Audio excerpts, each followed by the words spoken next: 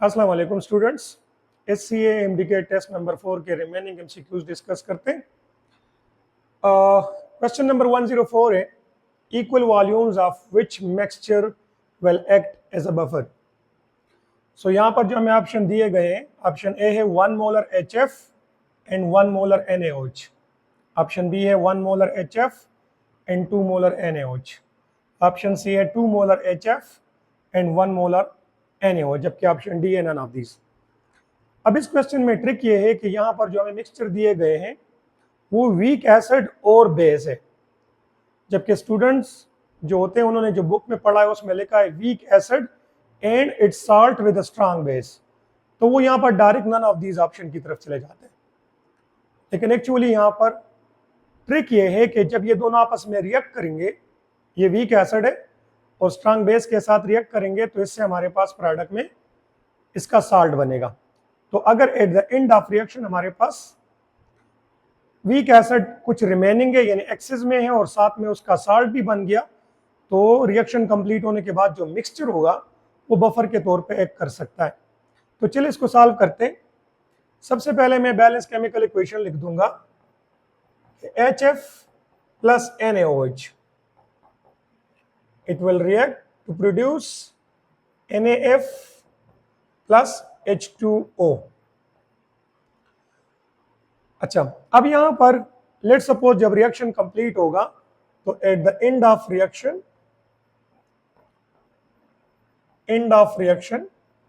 हमने देखना ये है कि हमारे पास क्या क्या अवेलेबल होगा। तो मैं यहां पर एक टेबल बना लेता हूं सिंपली। इधर मैं HF लिख लेता हूं, इधर मैं कंसंट्रेशन ऑफ NaOH लिखूंगा अगर eight the end of reaction कुछ अवेलेबल होगा, और इधर कंसंट्रेशन ऑफ सोडियम फ्लोराइड लिखूंगा अगर eight the end of reaction कुछ अवेलेबल होगा। तो जो ऑप्शन ए है, सबसे पहले अगर हम ए से शुरू कर लें, सो ऑप्शन ए में हमें दिया गया क्वेश्चन में 1 molar HF and 1 molar NaOH। जब ये दोनों रिएक्ट करेंगे तो इससे सोडियम फ्लोराइड बनेगा 1 मोलर, और ये दोनों चूंकि स्टोइकोमेट्रिक अमाउंट में है तो रिएक्शन कंप्लीट होने के बाद ये दोनों एक साथ कंज्यूम हो जाएंगे और हमारे पास HF और NaOH अवेलेबल नहीं होगा। तो रिएक्शन कंप्लीट होने के बाद HF नहीं होगा, NaOH नहीं होगा, ओनली ये जो सोल्यूशन होगा ये सोडियम फ्लोराइड का 1 मोलर सोल्यूशन होगा, जो कि बफर के तौर पे एक नहीं कर सकता क्योंकि ये ओनली साल्ट का सोल्यूशन होगा, क्योंकि HF और NaOH कंज्यूम हो जाएगा ड्यूरिंग केमिकल रिएक्शन बिकॉज ये स्टोइकोमेट्रिक अमाउंट्स में।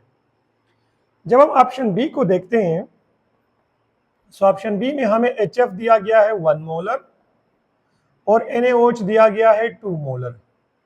अब इस ऑप्शन को अगर आप गौर से देखें तो इसमें से जो 1 मोलर HF है ये लिमिटिंग रिएक्टेंट है और जो 2 मोलर NaOH है ये एक्सिस रिएक्टेंट है। तो मेरे पास HF कंप्लीटली कंज्यूम हो जाएगा, 1 मोलर अपने साथ 1 मोलर NaOH को भी कंज्यूम कर देगा और 1 मोलर सोडियम फ्लोराइड हमारे पास बन जाएगा। तो at the end of reaction there would be no HF। HF जो होगा वो सारा का सारा कंज्यूम हो जाएगा, लेकिन 2 मोलर NaOH में से 1 मोलर NaOH कंज्यूम हो जाएगा, जबकि 1 मोलर NaOH एक्सिस में रह जाएगा, जबकि सोडियम फ्लोराइड भी 1 मोलर बन गया। So at the end of reaction mixture में 1 मोलर सोडियम फ्लोराइड भी होगा। तो नाउ रिएक्शन कंप्लीट होने के बाद this is a mixture of 1 molar of NaOH and 1 molar of solution of sodium fluoride, जो कि बफर के तौर पे एक्ट नहीं कर सकता बिकॉज ये एक स्ट्रांग बेस और उसका साल्ट है जिसका बफर नहीं बन सकता। अगर हम ऑप्शन सी की तरफ आ जाते हैं तो ऑप्शन सी को देखते हैं ना, इसमें HF की कंसंट्रेशन है 2 मोलर और NaOH की कंसंट्रेशन है 1 molar. Now this time NaOH is the limiting reactant while HF is the excess reactant। तो NaOH completely consume हो जाएगा। तो जब 1 मोलर NaOH कंज्यूम होगा तो अपने साथ 1 मोलर HF को भी कंज्यूम कर देगा। तो 1 मोलर HF रिएक्शन कंप्लीट होने के बाद रिमेनिंग मौजूद होगा, जबकि 1 मोलर कंज्यूम हो गया। NaOH सारा का सारा कंज्यूम हो जाएगा, तो रिएक्शन कंप्लीट होने के बाद ये अवेलेबल नहीं होगा। अब जब 1 मोलर NaOH 1 मोलर HF के साथ रिएक्ट करेगा तो हमारे पास जो सोडियम फ्लोराइड बनेगा वो भी 1 मोलर होगा। तो रिएक्शन कंप्लीट होने के बाद रिएक्शन मिक्सचर में 1 मोलर सोडियम फ्लोराइड होगा। तो अब अगर आप इस मिक्सचर को देखें, इस मिक्सचर के अंदर क्या है, 1 molar HF which is weak acid and 1 molar sodium fluoride which is the salt of this weak acid with a strong base such as NaOH। तो यस, ये जो मिक्सचर होगा ये एक एसिडिक बफर के तौर पे एक्ट करेगा।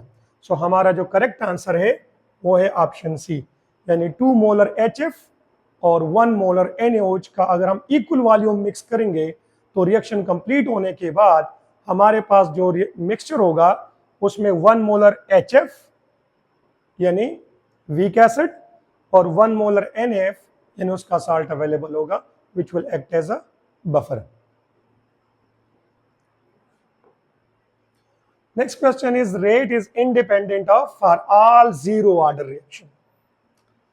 जीरो ऑर्डर रिएक्शन हम उस रिएक्शन को कहते हैं जिसमें रिएक्शन का रेट रिएक्टेंट की कंसंट्रेशन पे डिपेंड नहीं करता।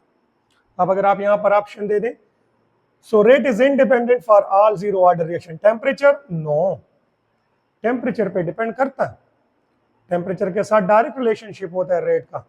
और रिएक्शन जीरो ऑर्डर हो या फर्स्ट ऑर्डर हो या जो भी हो, रेट हमेशा टेम्परेचर के साथ इंक्रीज होता है। एक्टिवेशन एनर्जी, नो, इस पर भी डिपेंड करता है। रेट का डायरेक्ट रिलेशनशिप होता है टेम्परेचर के साथ, जबकि रेट का इनवर्स रिलेशनशिप होता है एक्टिवेशन एनर्जी के साथ। जिस रिएक्शन की एक्टिवेशन एनर्जी ज्यादा होती है उसका रेट यूजुअली कम होता है, तो एक्टिवेशन एनर्जी पर भी डिपेंड करेगा। Concentration, yes, so the correct answer is concentration, because zero order reaction जितने भी हैं वो उनका जो रेट होता है वो रिएक्टेंट की कंसंट्रेशन पे डिपेंड नहीं करता। Unit of rate constant and rate are the same for which reaction। तो देख ले, रेट का जो यूनिट है वो है जी मोल यानी कंसंट्रेशन का यूनिट पर डीएम क्यूब पर सेकेंड या पर मिनट या पर आवर हम ले सकते हैं। जबकि जो रेट कांस्टेंट का यूनिट है, सो इसके लिए जो शॉर्टकट है unit of rate constant in unit of K के लिए वो है जी mole per DM cube 1 minus N power 1 minus N per second. यहां पर एन रिप्रेजेंट करता है किसको, ऑर्डर ऑफ रिएक्शन को रिप्रेजेंट करता है। तो अगर हम यहां पर जीरो ऑर्डर रिएक्शन का के का यूनिट फाइंड करना चाहते हैं, जीरो ऑर्डर रिएक्शन, तो एन की वैल्यू जीरो हो जाएगी। तो ऊपर इक्वेशन में जब हम n की वैल्यू जीरो लगा लेंगे तो मेरे पास जो यूनिट ऑफ k आ जाएगा वो आ जाएगा 1 माइनस 0 से 1 आ जाएगा। तो सिंपली मोल पर डीएम क्यूब पर सेकेंड। तो यहां पे देख लें, जीरो ऑर्डर रिएक्शन के रेट कांस्टेंट का जो यूनिट है वो रिएक्शन के रेट का यूनिट ही होता है। सो हमारा करेक्ट आंसर होगा zero order reaction. Next question is, if particle size of heterogeneous reaction is increased, the rate of reaction increases, decreases, remains the same in all of these। देखिए students, heterogeneous reaction वो reaction होता है जिसमें reactants एक phase में नहीं होते। फिर वो हेटेरोजीनियस रिएक्शन जिसमें एक रिएक्टेंट सॉलिड होता है और अदर रिएक्टेंट्स या लिक्विड होते हैं या गैसेस होते हैं, तो वहां पर जो रिएक्शन का रेट है वो उस सॉलिड के पार्टिकल साइज पर भी डिपेंड करता है। यूजुअली ऐसे रिएक्शन में जो रिएक्शन का रेट है उसका पार्टिकल के साइज के साथ इनवर्स रिलेशनशिप होता है। और ऐसा क्यों होता है? क्योंकि रिएक्शन का जो रेट है उसका सरफेस एरिया के साथ डायरेक्ट रिलेशनशिप है, सॉलिड के सरफेस एरिया के साथ। और सरफेस एरिया जो है, सरफेस एरिया वो पार्टिकल साइज के साथ इनवर्स होता है। जितना आप पार्टिकल को स्मॉल करते जाएंगे, ओवरऑल उस सॉलिड का जो नेट सरफेस एरिया है वो ज्यादा होता जाएगा, टोटल सरफेस एरिया ज्यादा होता जाएगा, क्योंकि जितना आप उसके पार्टिकल साइज को कम करेंगे उसमें न्यू सरफेस एरिया क्रिएट होगा, जिसकी वजह से ओवरऑल सरफेस एरिया ज्यादा होगा और रिएक्शन का रेट भी ज्यादा होगा। So the particle size of heterogeneous reaction is increase. तो अगर हमने पार्टिकल साइज इंक्रीज कर दिया, क्वेश्चन में देखिए क्या बताया गया है, पार्टिकल साइज इंक्रीज कर दिया तो रेट क्या होगा, तो रेट डिक्रीज हो जाएगा। सो यहां पर जो करेक्ट आंसर है वो है जी ऑप्शन बी।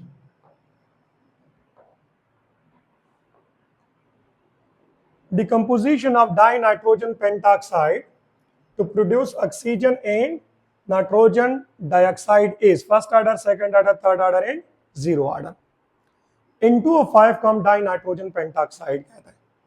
सो जब N2O5 डिकम्पोज होता है N2O5, तो इससे हमारे पास प्रोडक्ट में बनता है 4NO2 प्लस O2, या हम इस रिएक्शन को ऐसे भी लिख सकते हैं N2O5 giving 2NO2 plus half mole of O2, 1 mole N2O5 से हाफ मोल O2 और 2 मोल NO2 प्रोड्यूस होंगे। एक्सपेरिमेंटली ऑब्जर्व किया गया है कि इस रिएक्शन का जो रेट लॉ आता है उसमें रेट का डायरेक्ट रिलेशनशिप होता है रिएक्टेंट यानी N2O5 की कंसंट्रेशन के पावर 1 के साथ। तो इसका मतलब हो गया कि इसका ऑर्डर क्या होगा, फर्स्ट होगा, यानी ये फर्स्ट ऑर्डर काइनेटिक्स को फॉलो करेगा। So the correct answer is first order. Next question is rate for unit concentration. Unit concentration का मतलब यहां पे 1 मोलर है ऑफ रिएक्टेंट या reactants is equal to the rate constant for, वो rate constant के बराबर होगा। मतलब जब हम किसी रिएक्शन में एक या एक से ज्यादा रिएक्टेंट्स हैं और हम उनकी कंसंट्रेशन को 1 मोलर लें हर एक की, तो उस वक्त जो रेट होगा वो रेट कांस्टेंट के बराबर होगा। कौन से रिएक्शन के लिए, first order, second order, third order, all of these. क्योंकि रिएक्शन का ऑर्डर जो भी होगा, फॉर एग्जांपल मैं एक जनरल रेट लॉ आपको लिख लेता हूं कि rate is equal to K A power M B power N. अब यहां पर जो m प्लस n है इसको हम बोलते हैं रिएक्शन का ऑर्डर। तो अगर इन दोनों का सम 0 आ रहा है तो ये 0 ऑर्डर है, 1 आ रहा है तो फर्स्ट ऑर्डर है, 2 आ रहा है तो सेकंड ऑर्डर है, मतलब कोई भी ऑर्डर हो सकता है यहां पे। अब लेट सपोज अगर हम यहां पे एज्यूम कर दें कि हमने कंसंट्रेशन ऑफ ए और कंसंट्रेशन ऑफ बी दोनों 1 मोलर ईच लिए हैं, तो अगर हम ये वैल्यू इस जनरल रेट लॉ में पुट कर देते हैं तो हमारे पास आ जाएगा रेट इज इक्वल टू के 1 power m and 1 power n। मैंने a और b की कंसंट्रेशन की वैल्यू 1 पुट कर दी। अब 1 का आप जो भी पावर लेंगे, यहां पर पावर 0 होगा या 1 होगा या 2 होगा या मैक्सिमम 3 होगा, तो उससे हमारे पास 1 ही आएगा। तो ये इक्वेशन हो जाएगा कि rate is simply equal to K. तो मतलब ऑर्डर जो भी हो, अगर आप रिएक्टेंट की कंसंट्रेशन सबकी 1 मोल पर डीएम क्यूब ईच ले रहे हैं तो उस वक्त जो रेट होगा वो रेट कांस्टेंट के बराबर होगा for all type of reactions. Next question, for a reaction increase in temperature increases the rate of reaction due to, यानी किसी रिएक्शन के लिए अगर हम टेम्परेचर इंक्रीज करते हैं तो इससे रेट इंक्रीज हो जाता है। किस लिए, हमसे रीजन पूछा गया है। तो देखें ऑप्शन की तरफ जाने से पहले टेम्परेचर इंक्रीज करने से एक तो ये कि मॉलिक्यूल्स की काइनेटिक एनर्जी ज्यादा हो जाती है एवरेज, जिसकी वजह से number of collisions per unit time increase हो जाते हैं। सो ज्यादा कोलिजन्स होंगे मॉलिक्यूल के दरमियान, जिसमें इफेक्टिव कोलिजन भी ज्यादा हो जाते हैं। क्यों?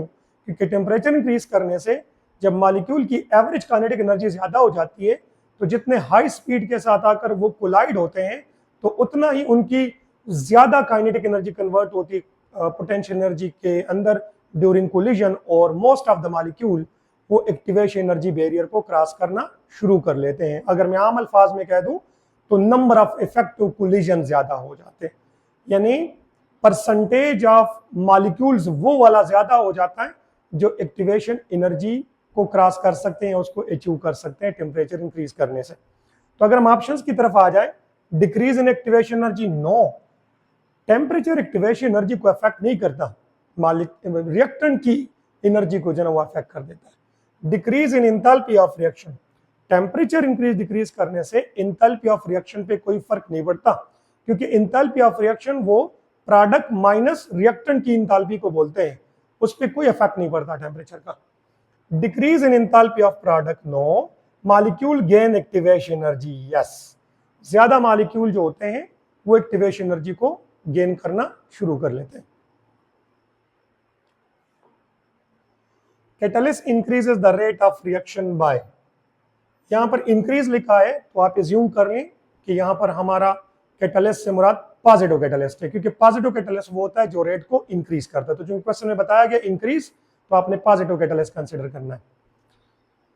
अब decreasing the enthalpy of reaction, no, decreasing the activation energy, yes.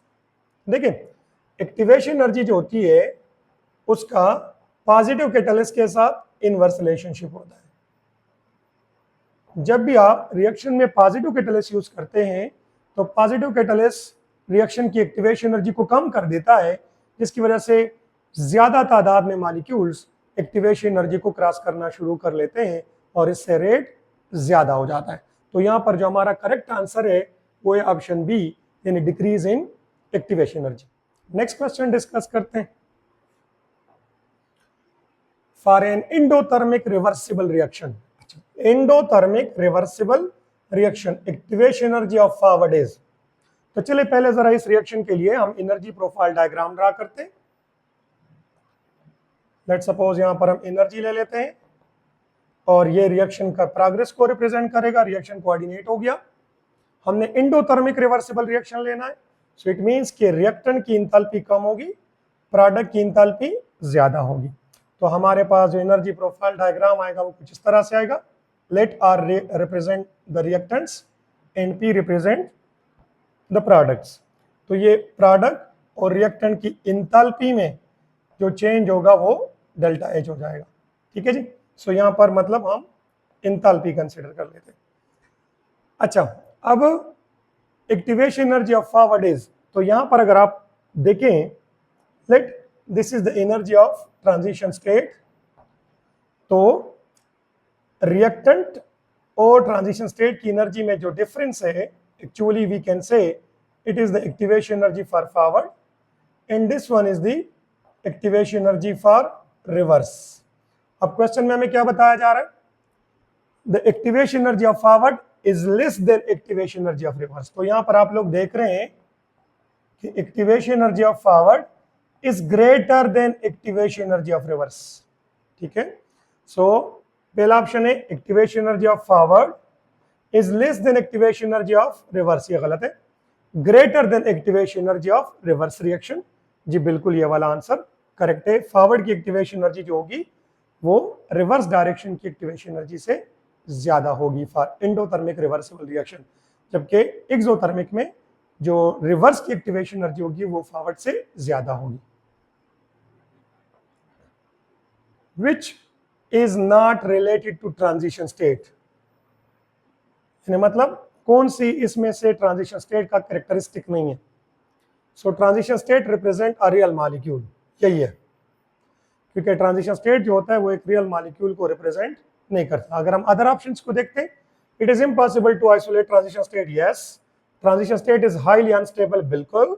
Transition state में रिटर्न टू इनिशियल स्टेट और प्रोसीड टू प्रोडक्ट, बिल्कुल। ये एनर्जी प्रोफाइल डायग्राम में हाईएस्ट एनर्जी स्टेट होता है, ये वापस रिएक्टेंट साइड पे आ सकता है या प्रोडक्ट साइड में भी कन्वर्ट हो सकता है। Next question is rate constant for reaction is independent of, यहां पे लिखा रेट कांस्टेंट यानी के। सो नेचर ऑफ रिएक्टेंट्स उस पर तो डिपेंड करता है, क्यों? क्योंकि मैं सिंपली आपको लिख सकता हूं कि रेट कांस्टेंट के का रिएक्टिविटी ऑफ रिएक्टेंट के साथ डायरेक्ट रिलेशनशिप होगा, रिएक्टिविटी ऑफ रिएक्टेंट के साथ डायरेक्ट, या आप लोग बोल सकते हैं एक्टिवेशन एनर्जी के साथ इनवर्स रिलेशनशिप होगा। एक्टिवेशन एनर्जी ज्यादा होगी तो रेट कांस्टेंट कम होगा। कंसंट्रेशन, यस, रेट कांस्टेंट जो होता है वो कंसंट्रेशन पे डिपेंड नहीं करता, टेम्परेचर उस पर भी डिपेंड करता है, एक्टिवेशन एनर्जी उस पर भी डिपेंड करता है। रेट कांस्टेंट का टेम्परेचर के साथ डायरेक्ट रिलेशनशिप होता है। अच्छा, ये कंसंट्रेशन पे क्यों डिपेंड नहीं करता? तो चलो हम एक जनरल सा रेट ला लिख लेते हैं कि लेट सपोज ये हमारे पास एक रिएक्शन का रेट ला आ रहा है कि rate is equal to K A power 1। So it is a first order reaction with respect to A. इसमें से रिएक्टेंट को रिप्रेजेंट कर रहा है। तो अब अगर हम इस इक्वेशन को रीअरेंज कर दें, so K is equal to rate divide by concentration of A. अब देखिए, चूंकि ये first order with respect to A है, इसका मतलब है कि अगर आप कंसंट्रेशन ऑफ ए 2 टाइम्स ज्यादा करेंगे तो रेट भी डबल हो जाएगा। कंसंट्रेशन ऑफ ए 3 टाइम्स ज्यादा करेंगे तो रेट भी 3 टाइम होगा। तो मतलब आप कंसंट्रेशन ऑफ ए को जितने फोल्ड्स के साथ बढ़ा रहे हैं, रेट भी उतनी फोल्ड्स के साथ ज्यादा हो रहा है। इसकी वजह से रेशो जो कि रेट और कंसंट्रेशन का, जिसको हम रेट कांस्टेंट बोलते हैं, वो कांस्टेंट रहेगा और वो चेंज नहीं होगा। Next question is unit of rate constant for preparation of glucose by photosynthesis. अब चूंकि यहां पर फोटोसिंथेसिस लिखा है, so basically it is a photochemical reaction, ठीक है। और जो फोटोकेमिकल रिएक्शन होता है वो यूजुअली जीरो ऑर्डर काइनेटिक्स को फॉलो करता है। सो यहां पर इससे मुराद है जीरो ऑर्डर। तो जीरो ऑर्डर में n की वैल्यू 0 होगी। अभी प्रीवियस एक क्वेश्चन में हमने सॉल्व कर लिया कि जीरो ऑर्डर रिएक्शन के लिए जो रेट है और रेट कांस्टेंट इसका यूनिट सेम आता है। सो यहां पर हमारे पास जो करेक्ट आंसर होगा वो होगा मोल, ये पर मोल डीएम क्यूब पर सेकंड है, मोल स्क्वायर है, मोल पर डीएम क्यूब पर सेकंड। ये हमारा करेक्ट आंसर है, जो कि रेट कांस्टेंट का यूनिट है और ये एक्चुअली रेट के यूनिट के बराबर होता है। Rate of reaction increases by decreasing, के मतलब कौन सी ऐसी रिएक्शन की कोई करेक्टरिस्टिक है जिसको डिक्रीज करने से रेट इंक्रीज होगा? So proper orientation of molecule. No, proper orientation तो जितनी ज्यादा होगी उतना रेट ज्यादा होगा। जितने ज्यादा मॉलिक्यूल प्रॉपर ओरिएंटेशन में कोलाइड होंगे, उतने ज्यादा मॉलिक्यूल प्रोडक्ट में कन्वर्ट होंगे यूनिट टाइम के अंदर और रेट ज्यादा होगा। Collision frequency of molecule. No, collision frequency जितनी ज्यादा होगी यूनिट टाइम के अंदर, जितने ज्यादा मॉलिक्यूल कोलाइड होंगे उससे भी रेट ज्यादा होगा। Activation energy of molecule, yes, क्योंकि रेट का एक्टिवेशन एनर्जी के साथ इनवर्स रिलेशनशिप होता है। जिस रिएक्शन की एक्टिवेशन एनर्जी जितनी कम होगी उतना उसका रेट ज्यादा होगा, बिकॉज ज्यादा मॉलिक्यूल उस एनर्जी को गेन कर लेंगे और प्रोडक्ट में कन्वर्ट होगा। Next question is the activation energy of a reaction can be increased by decreasing temperature. No, activation energy पे टेम्परेचर का कोई इफेक्ट नहीं होता। टेम्परेचर एक्टिवेशन एनर्जी को इफेक्ट नहीं करता, रिएक्टेंट के जो मॉलिक्यूल्स हैं उनकी एनर्जी को जो है वो इफेक्ट करता है। So increase by decreasing temperature, again no. Decrease by increasing concentration of reactants, no, क्योंकि कंसंट्रेशन के साथ भी एक्टिवेशन एनर्जी का कोई रिलेशनशिप नहीं है। एक्टिवेशन एनर्जी कंसंट्रेशन पे नहीं, नेचर ऑफ रिएक्टेंट्स पे डिपेंड करता है, जो कि यहाँ पर ऑप्शन में मौजूद नहीं है। सो हमारा आंसर जी इस क्वेश्चन में है none of these. Next question is if the rate constant K for a reaction is 1.6 mole per litre per second. देखिए, rate constant K is 1.6 mole per litre per second. तो देख लीजिए zero order reaction का हो गया, क्योंकि इसमें से जो K की वैल्यू दी गई है उसके साथ जो यूनिट लिखा है that is mole per litre per second, which is the unit of rate, जो कि जीरो ऑर्डर के लिए होता है। So the order of reaction is zero. अब इस तरह के क्वेश्चन में अक्सर स्टूडेंट कंफ्यूज होते हैं कि यहां पर जस्ट आपको रेट कांस्टेंट की वैल्यू दी गई होती है, तो स्टूडेंट कहते हैं कि हम रेट कांस्टेंट की वैल्यू से ऑर्डर को कैसे प्रेडिक्ट करेंगे? बिकॉज ऑर्डर को तो तब प्रेडिक्ट कर सकते हैं जब रेट लॉ गिवन हो, या आप लोगों को रिएक्टेंट की कंसंट्रेशन में चेंज गिवन और साथ में यह भी बताया जाए कि रेट इतने फोल्ड्स के साथ चेंज हो रहा है, तो उससे भी हम ऑर्डर की इंफॉर्मेशन हासिल कर सकते हैं। इस तरह के क्वेश्चन में अगर हमें ऑर्डर की इंफॉर्मेशन मिल सकती है तो वो है unit of K if it is given in question, जो कि यहाँ पे गिवन है, which is mole per litre per second. इसका मतलब है कि ये जीरो आता है। So the hint is the unit of K।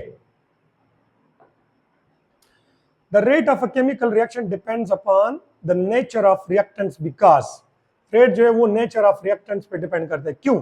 Some reactants have high boiling point, ये तो फिजिकल प्रॉपर्टी है, बॉइलिंग पॉइंट, मेल्टिंग पॉइंट वगैरह, इससे रेट का कोई डायरेक्ट रिलेशनशिप नहीं है। Some reactants are coloured, no, colour के साथ भी कोई रिएक्शन नहीं, रिलेशन नहीं है रिएक्टिविटी का। Energy of activation differ from one reaction to another, yes, क्योंकि हर रिएक्शन में जो रिएक्टेंट्स होते हैं उनकी जो एनर्जी ऑफ एक्टिवेशन होगी वो दूसरे रिएक्शन से डिफरेंट होगी, और चूंकि रेट का एक्टिवेशन एनर्जी के साथ इनवर्स रिलेशनशिप होता है, इसलिए वो रिएक्टेंट्स जो ज्यादा रिएक्टिव होते हैं, जिनकी एक्टिवेशन एनर्जी कम होती है, यूजुअली उनका जो रेट होता है वो ज्यादा होता है।